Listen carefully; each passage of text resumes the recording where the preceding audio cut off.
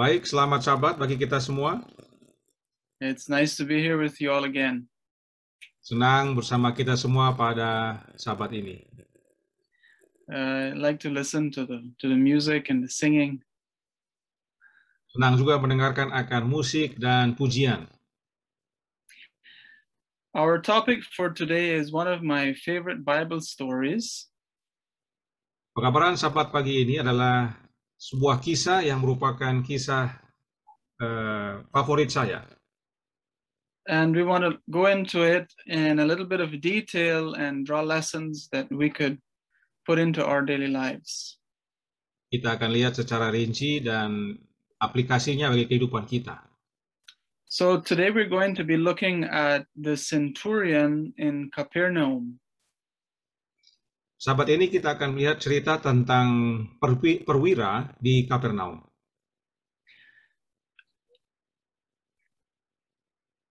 For me, this story shows that Jesus' ministry was for all classes and not just for the Jews. Bagi saya, pekabaran ini menyatakan bahwa pelayanan Kristus bukan hanya bagi orang Yahudi, tapi bagi seluruh manusia. This story also teaches us that many of the Romans admired, respected the Jewish religion. Ini juga menyatakan bahwa orang lain yang non-Yahudi, khususnya dalam hari ini adalah bangsa Roma, mengagumi atau menghormati akan keyakinan orang Yahudi. Some of them were even converts, proselytes to the Jewish religion. Bahkan dari mereka ada yang bertobat untuk menerima agama Yahudi. And so, like this centurion, we find that there were other Romans who believed in the Jewish religion as having the truth.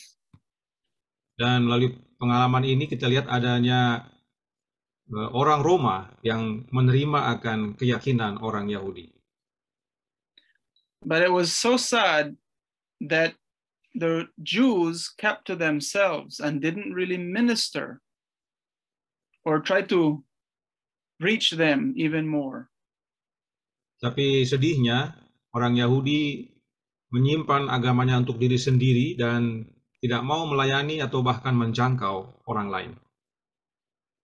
There were some of them who liked the Romans, but most of the Jews despised the Romans. Ada orang Yahudi yang senang dengan orang Roma, tapi ada juga yang membenci mereka. So the title for the sermon today is Speak the Word Only. Judul pekabaran pada Sabat ini adalah Katakan saja sepatah kata. This story is found in two parts of the Bible, in Matthew and in Luke. Cerita ini terdapat dalam dua buku Injil, yaitu dalam Matius dan Lukas. In Matthew and Luke, we have a little bit of difference, so we're going to look at both of them. Dari kedua catatan tersebut ada sedikit perbedaan, dan oleh karenanya kita akan lihat kedua catatan tersebut. And if we look at the spirit of prophecy, we get even more little details, which gives us the complete picture. Dan bahkan bila mana kita membaca tulisan nubuat, akan diberikan tambahan informasi yang sehingga membuat gambaran lengkap daripada kisah tersebut. Verse 1. Now when he had ended all his sayings in the audience of the people, he entered into Capernaum. Ayat 1 dikatakan, setelah Yesus selesai berbicara di depan orang banyak, masuklah ia ke Kapernaum. Capernaum was considered Jesus' city. Kapernaum sering dinyatakan sebagai kota Yesus. Jesus would go to Capernaum to do ministry because he could reach many people there. Yesus sering melayani di Kapernaum karena dia dapat menjangkau banyak orang di sana.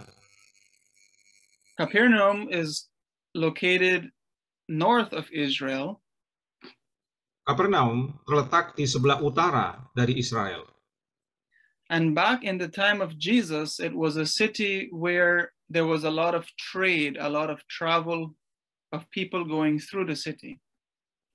Dan pada zaman Yesus, kota itu merupakan kota persinggahan, ada usaha, perdagangan, dan juga perjalanan.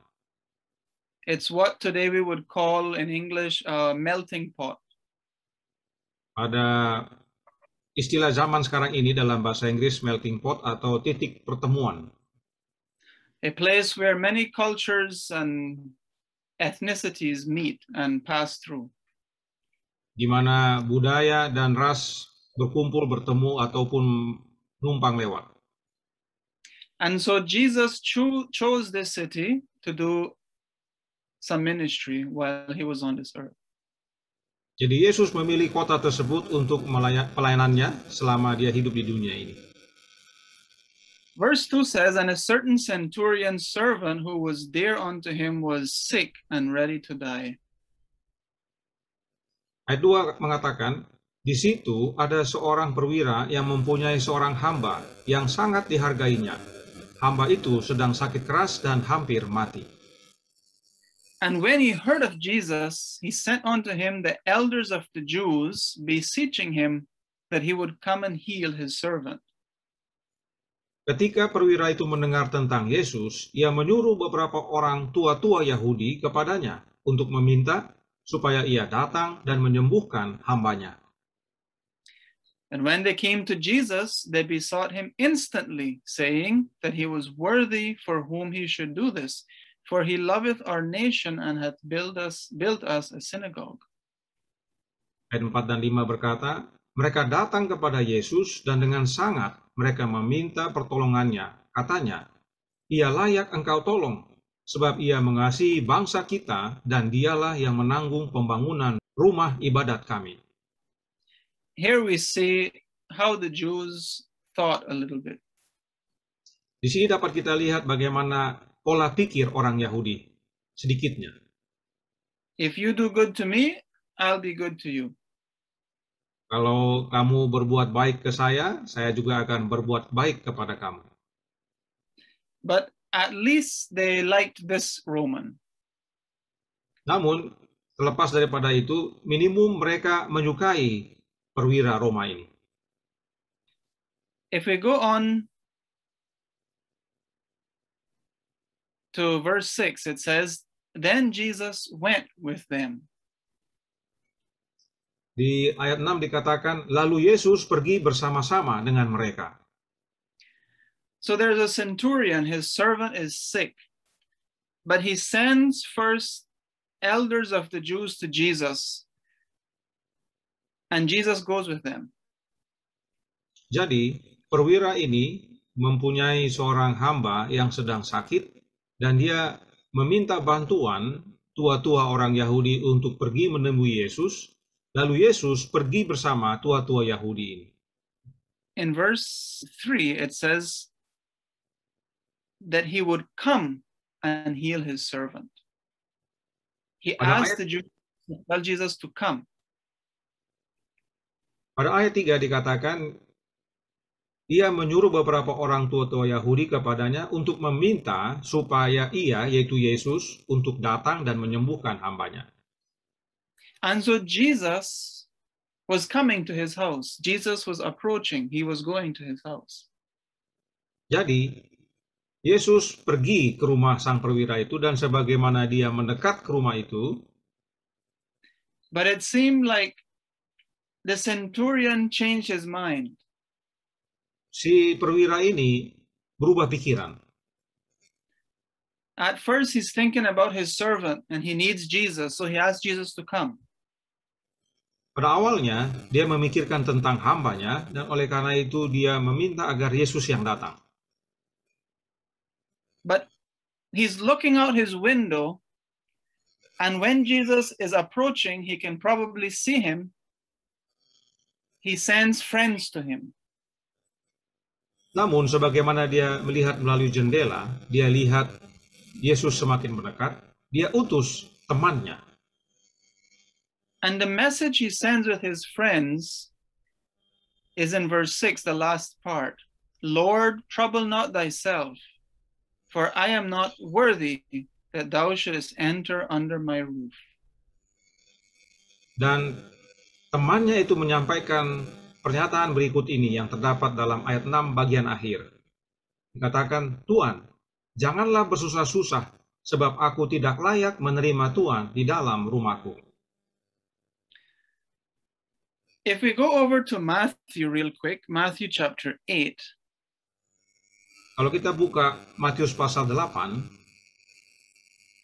we find that when the Roman centurion sent the Jews, Jesus said unto him, I will come and heal him. pada waktu perwira itu mengutus orang-orang Yahudi tadi kepada Yesus, Yesus katakan, saya akan datang, ya, aku akan datang menyembuhkannya. Ayat 7 bagian akhir.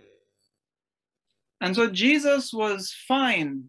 Jesus was going to the centurion's house. He had no problem going into this man's house.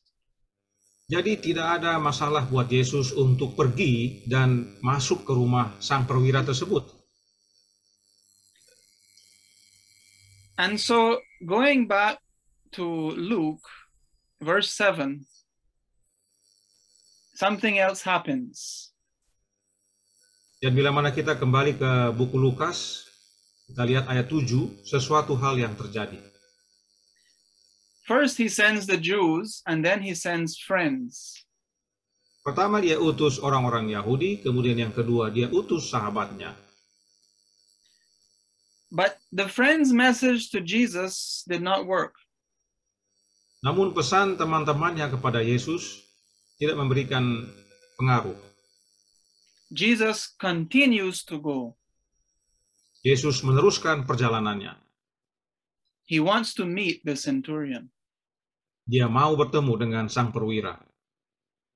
In verse 7, the centurion, seeing that Jesus continues to come, even though he said, don't even worry about coming, Dan sang perwira saat melihat Yesus malah datang, meskipun dia sudah utus orang untuk menyatakan jangan repot-repot datang, in verse 7, the centurion is now standing before Jesus. pada ayat 7 akhirnya sang perwira berdiri di hadapan Yesus. He really meant it. He felt unworthy for Jesus to come into his house. Dia sungguh-sungguh menyatakannya bahwa dia merasa tidak layak untuk menerima Yesus masuk ke dalam rumahnya. And I love the words here in verse 7. The centurion said, wherefore neither thought I myself worthy to come unto thee, but say in a word, and my servant shall be healed. Saya senang dengan perkataan sang perwira dalam ayat 7 ini. Mari kita baca. Sebab itu aku juga menganggap diriku tidak layak untuk datang kepadamu. Tetapi katakan saja sepatah kata, maka hambaku itu akan sembuh. So first he says, I am not worthy that you should come into my house. Jadi pertama dia katakan saya tidak layak untuk kamu datang ke rumahku. But when he is in front of Jesus, he says, neither thought I myself worthy to even stand in your presence. Dan pada waktu dia datang, berdiri di hadapan Yesus, dia katakan lebih lagi bahwa dia tidak layak untuk datang kepada Yesus.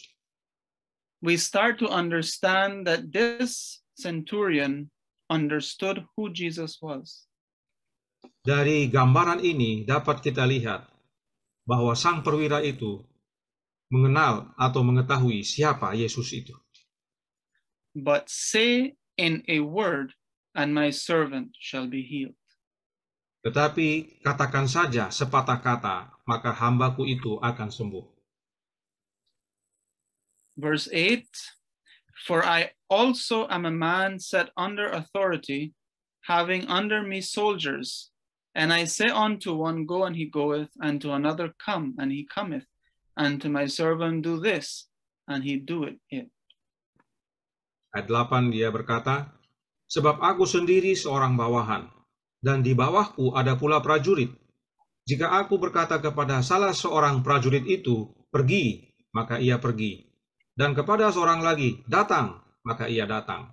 ataupun kepada hambaku, kerjakanlah ini, maka ia mengerjakannya. When Jesus heard these things, verse 9, he marveled at him and turned him about and said unto the people that followed him, I say unto you, I have not found so great faith, no, not in Israel. Ayat 9 berkata, setelah Yesus mendengar perkataan itu, ia heran akan dia, dan sambil berpaling kepada orang banyak yang mengikuti dia, ia berkata, aku berkata kepadamu, iman sebesar ini tidak pernah aku jumpai, sekalipun di antara orang Israel. Verse 10, and they that were sent, returning to the house, found the servant whole that had been sick. Ayat 10 berkata, dan setelah orang-orang yang disuruh itu kembali ke rumah, didapatinya lah hamba itu telah sehat kembali. It seems as though the centurion remained talking with Jesus.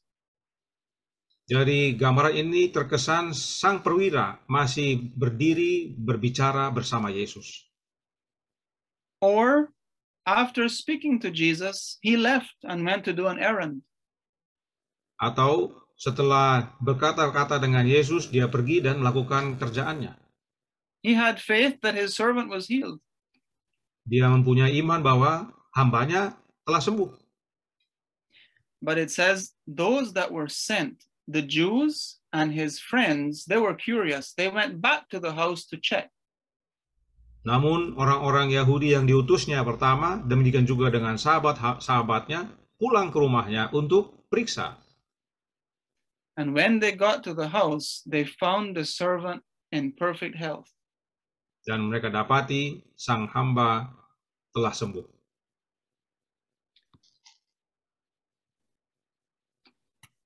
It says here that the centurion's servant was dear unto him. Dikatakan bahwa hambanya itu yang sangat dihargainya.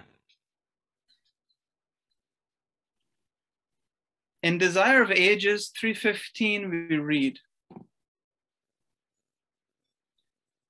the centurion's servant had been stricken with palsy and lay at the point of death. So this man was dying. There was no coming back. He was about to die. Hamba perwira itu diserang penyakit lumpuh dan sudah hampir mati. And this centurion, he loved his servant. Dan sang perwira ini sangat mengasihi hambanya. This Roman soldier was different. Ini perwira Roma ini berbeda dia. Something had already started working on his heart. Sesuatu telah bekerja dalam hatinya.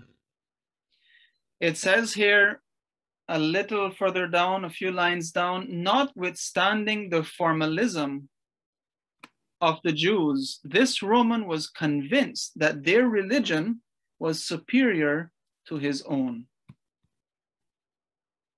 Bila mana kita baca beberapa baris ke bawah, dikatakan, meskipun tata cara orang Yahudi, orang Roma ini telah diyakinkan bahwa agama mereka lebih tinggi daripada agamanya. Already, he had broken through the barriers of national prejudice and hatred that separated the conquerors from the conquered people. He had manifested respect for the service of God and had shown kindness to the Jews as his worshippers.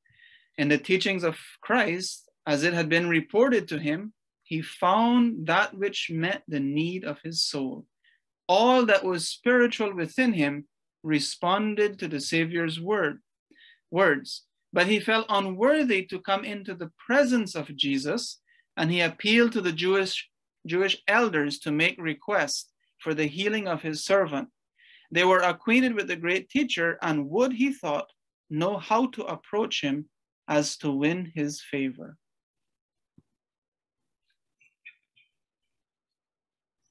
Ia telah mematah rintangan prasangka dan kebencian kebangsaan yang memisahkan penjajah dengan yang dijajah. Ia telah menunjukkan rasa hormat terhadap pelayanan kepada Allah dan menunjukkan keramahan kepada orang Yahudi selaku penyembah Dia. Di dalam ajaran Kristus, sebagaimana yang telah dilaporkan kepadanya, ia dapati apa yang memenuhi keperluan jiwa. Semua sifat rohani yang ada padanya menyambut firman Juru Selamat. Tetapi ia merasa tidak layak menghadap Yesus, dan ia meminta kepada tua-tua orang Yahudi untuk memohonkan kesembuhan hambanya. Mereka kenal sekali guru besar itu dan tahu cara mendekatinya, sehingga dengan demikian dapat memenangkan belas kasihannya. And so we read the story. He felt unworthy, but in the end he was compelled to go and stand before Jesus. Jadi pada awalnya dia merasa tidak layak, tapi pada akhirnya dia pergi berdiri di hadapan Yesus. And the centurion tells Jesus why he believed his servant could be healed with the word of Christ. Dan pada akhirnya dia bertanya bahwa kenapa dia percaya pada akhirnya hambanya akan sembuh hanya dengan sepatah kata. This is what Jesus wanted. Inilah yang Yesus yang inginkan dari dia. He wanted this soldier to testify. Yesus mau sang perwira ini bersaksi. He says, "Say in a word, and my servant will be healed." He had faith. Dia katakan saja sepatah kata, hambaku pasti sembuh. Dia memiliki iman. But Jesus wanted him to testify how or why he believed the way he believed. Tapi Yesus mau sang perwira bersaksi tentang kenapa atau bagaimana dia percaya atau beriman. You see, faith is the substance of things hoped for. Kita tahu iman adalah bukti dari segala sesuatu yang tidak kita lihat atau yang kita harapkan.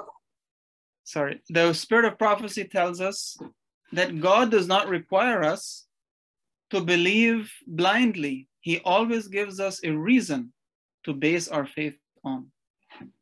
Roh Nubuat menyatakan bahwa kita tidak diminta untuk percaya buta, tapi kita diminta percaya dengan bukti, pernyataan. And so this centurion expressed why he believed in the word of Christ. Jadi, sang perwira ini menyatakan kesaksiannya kenapa dia percaya akan perkataan Yesus. And these are the words he used in verse 8. Dan inilah perkataan yang dia katakan dalam ayat 8. For I also am a man set under authority. Dia katakan, sebab aku sendiri seorang bawahan atau di bawah otoritas. We are missing a phrase there. I'm sorry, I didn't write it. Having soldiers under me. Ada juga kalimat selanjutnya yaitu menyatakan bahwa yang juga mempunyai bawahan. And I say to one, go, and he goeth. Dan bila mana saya katakan pergi, maka ia pergi. And to another, come, and he cometh. Dan bila mana kepada seorang lagi datang, maka ia datang. And to my servant, do this, and he doeth it. Dan kepada hambaku, kerjakanlah ini, maka ia mengerjakannya. If we understand how the Roman soldiers worked, how their policies were, we will see how much meaning this has.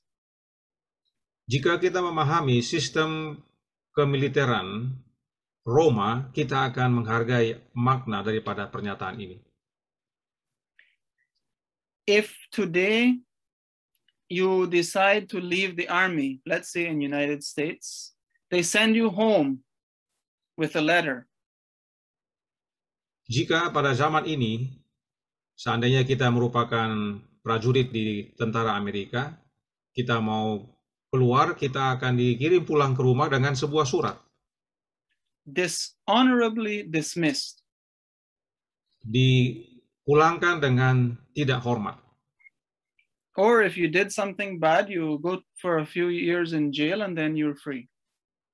Atau kalau kita memang telah berbuat salah, kita akan dipenjara, sesudah itu kita akan dilepaskan. But it wasn't like that with the Roman guards and the Roman soldiers. Tapi tidak demikian dengan sistem militer Roma. A centurion, the ruler over 100 men, had a lot of power. Seorang perwira atau centurion Roma ini membawahi 100 orang, mempunyai kuasa yang besar. His word was law. Perkataannya adalah hukum. And if he told a servant or a soldier to do something, dan jika dia menyatakan kepada seorang prajurit atau seorang hamba untuk melakukan sesuatu, and the soldier or the servant did not do it, dan bila mana si prajurit atau si hamba tidak melakukannya, he would be put to death immediately. Orang tersebut yang menolak melakukan akan dibunuh saat itu juga. And so this centurion compares himself to Jesus. Jadi, sang perwira ini membandingkan dirinya dengan Yesus. He does not feel worthy to even stand in Jesus' presence. Dia merasa tidak layak untuk berdiri di hadapan Yesus. But he goes on to compare himself to Jesus. Tapi dia membandingkan dirinya, menggambarkan dirinya kepada Yesus. And said, "This is why I believe you. This is why I respect you." Dan berkata bahwa inilah dasarnya mengapa saya percaya kepadamu dan menghormatimu. I'd like to stop the share here and just share one other slide. Saya akan share satu slide yang lain. Just for this one slide. This Roman soldier understood a few things. Tentara Roma tersebut atau perwira Roma itu mengerti beberapa hal. He understood that Jesus was a human incarnate. Dia mengetahui bahwa Yesus adalah manusia yang berinkarnasi. He said, "I also am a man set under authority." Sebab dia katakan bahwa saya juga seorang bawahan atau di bawah otoritas. Other versions say, "I also am a man with authority above me," or something similar.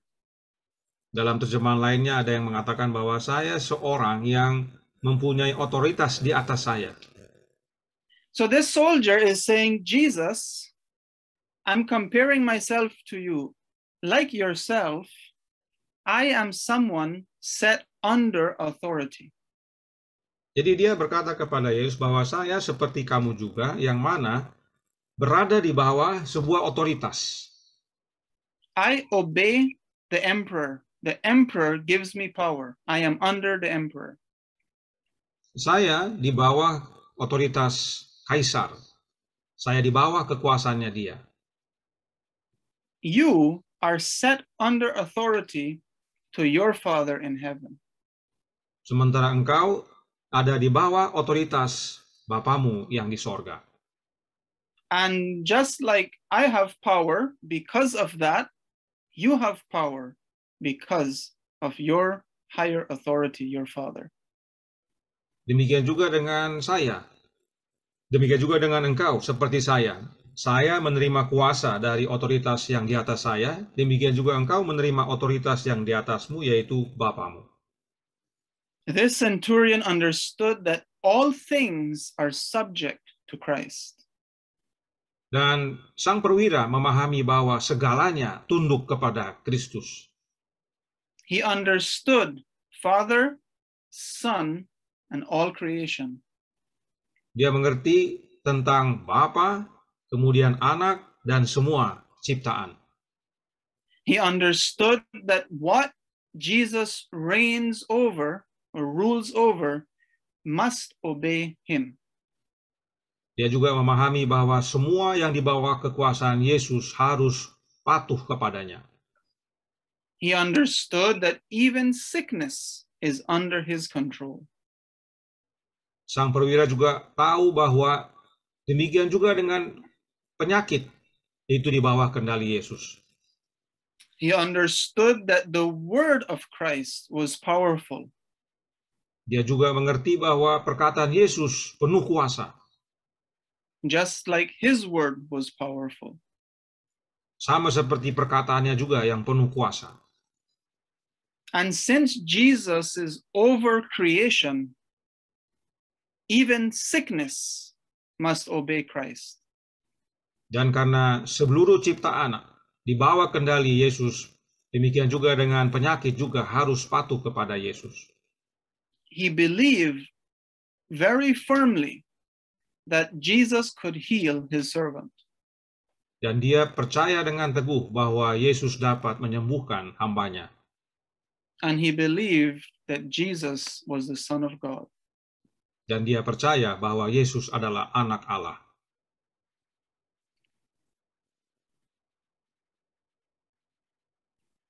Going back to the other one. This centurion expressed his faith. Sang perwira ini menyaksikan akan imannya. And when Jesus heard these things, the Bible says, he marveled at him.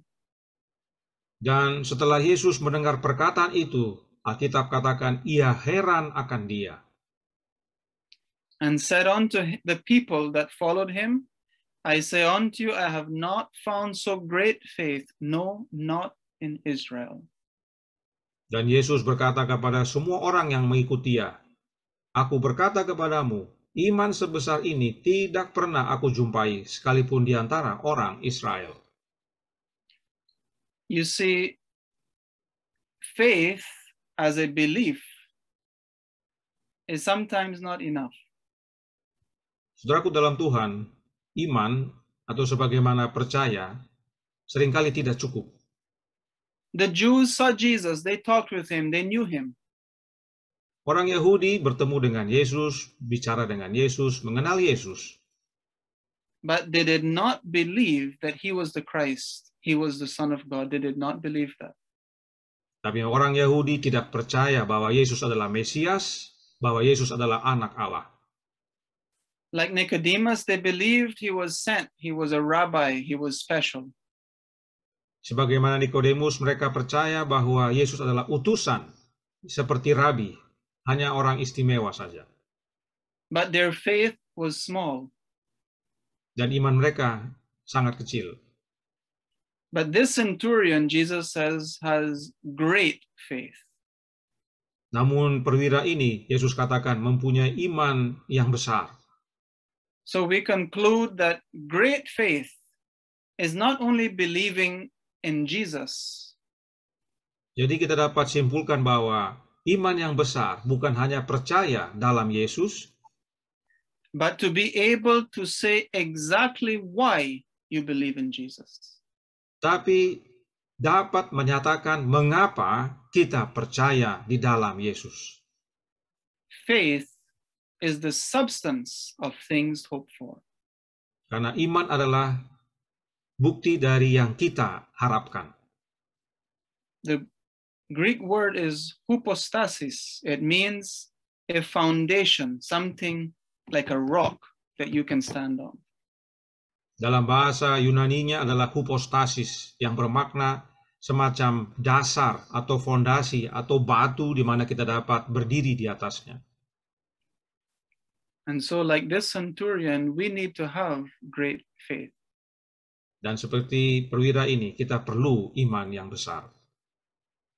In verse 13 of Matthew 8, when the centurion was talking with him, Jesus said, go thy way, and as thou hast believed, so be it done unto thee. Di dalam ayat 13, Yesus berkata kepada sang perwira itu, pulanglah dan jadilah kepadamu seperti yang engkau percaya. In verse 11 and 12, Jesus gives a sad statement. Pada ayat 11 dan 12, Yesus menyatakan sesuatu yang menyedihkan. He says that many will come from the east and west and shall sit down with Abraham, Isaac, and Jacob, but the children of the kingdom shall be cast out. Dikatakan, banyak orang akan datang dari timur dan barat dan duduk makan bersama-sama dengan Abraham, Ishak, dan Yakub. Like the Tetapi Jews. Tetapi anak-anak kerajaan itu akan dicampakkan ke dalam kegelapan yang paling gelap. Like the Jews, we have been given great light. Sebagaimana orang Yahudi, kita telah menerima terang besar. Let us not lose heaven because of a lack of great faith. Janganlah kita kehilangan surga oleh karena kita tidak punya iman besar. Let us learn to trust Jesus. Mari kita bertumbuh untuk bergantung pada Yesus. Let us put all things into his hand, trusting that he will lead. Serahkan seluruhnya ke tangannya, percaya bahwa dia akan pimpin. In Desire of Ages 3:16, in the English one, we read the story again. And at the bottom, I'd like to just read the bottom part. It says, "Thou canst command the disease to depart, and it shall obey thee. Thou canst summon thy heavenly messengers, and they shall impart healing virtue. Speak but the word, and my servant shall be healed." Bagian akhir kita baca dari Kerinduan Segala Zaman, buku pertama, halaman 337, paragraf 2. Engkau dapat memerintahkan supaya penyakit itu enyah daripadanya, dan akan diturutnya engkau. Engkau dapat memanggil suruhan dari sorga, dan mereka akan menyembuhkannya. Katakan sajalah, hamba sahaya akan sembuh.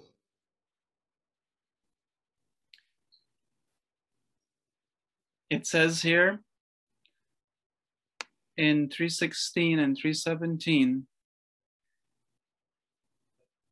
the centurion said of himself, "I am not worthy."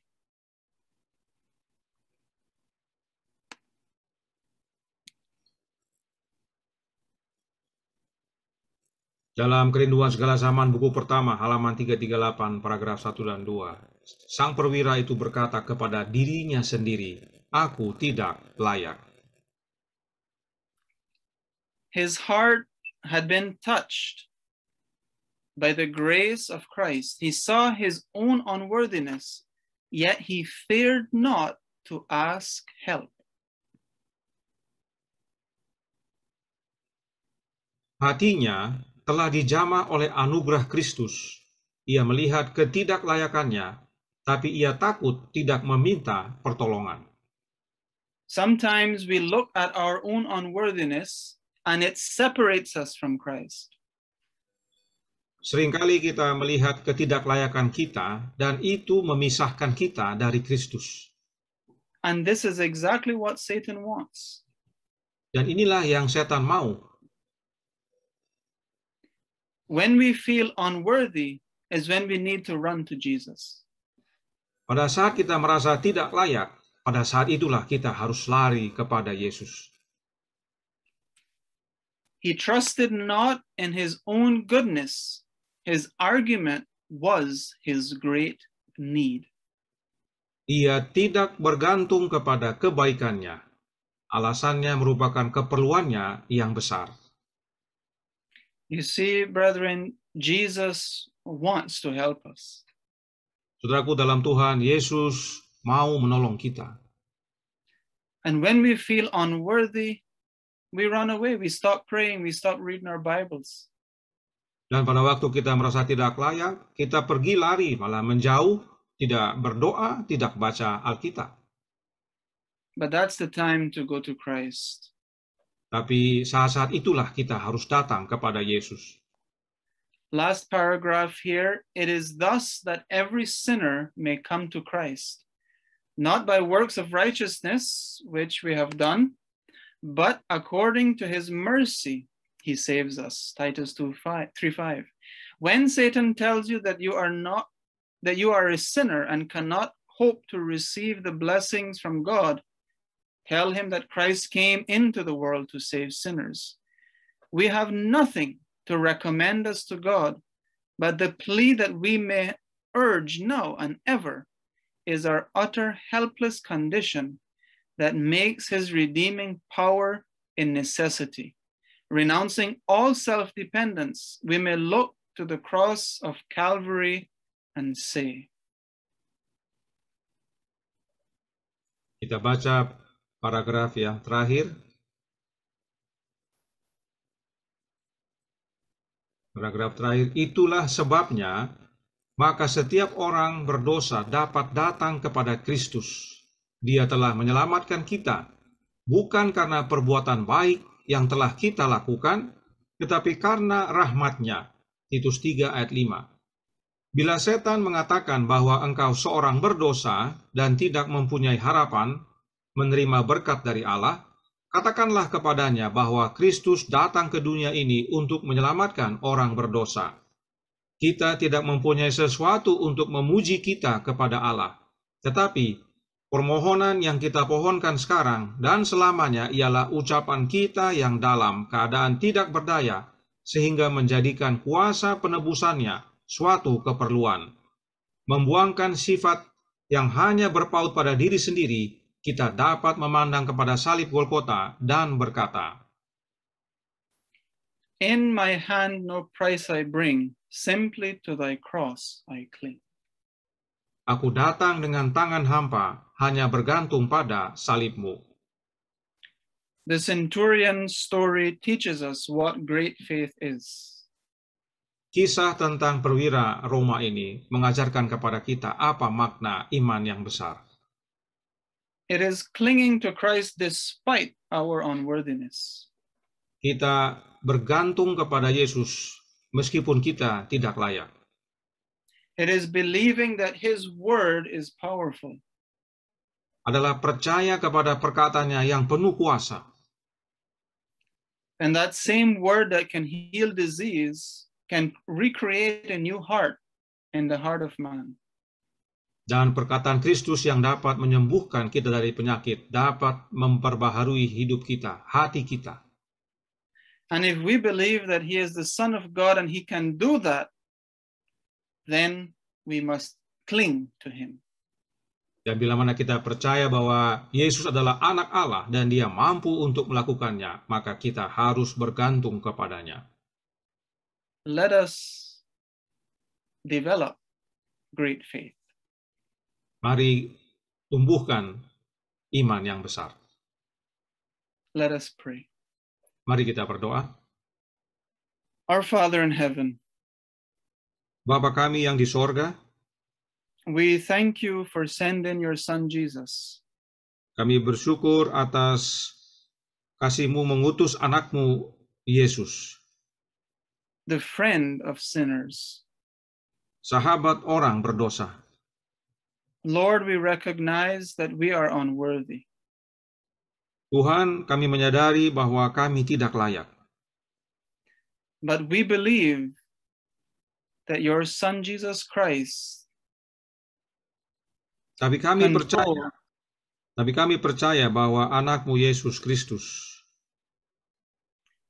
And Lord, we ask you to help us to cling to him. Dan Tuhan, tolong kami untuk terus bergantung kepadanya. Help us to overcome.